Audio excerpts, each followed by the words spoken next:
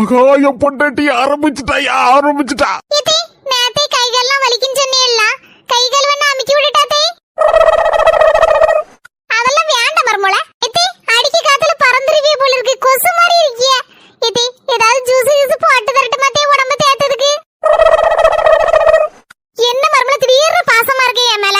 எத்தே இது திடீர் பாசம் இல்ல, எப்பவுமே உங்களுக்கு என் மனசுல ஒரு தனி இடம் உண்டு.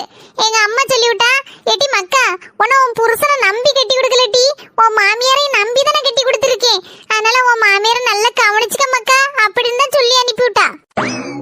எப்படி வளர்த்திருக்காவோ, நல்லா வளர்த்திருக்காவோ பிள்ளைய. எம்மா சிக்கிறாத. இப்படி உங்க மேல பாசம் வச்சிருக்கேன். உங்க மாமா சொல்லுதாரு, எங்க அம்மா மேல பாசம் வச்சிருக்க மாதிரி நடிக்கேட்டி எப்படிங்காரு.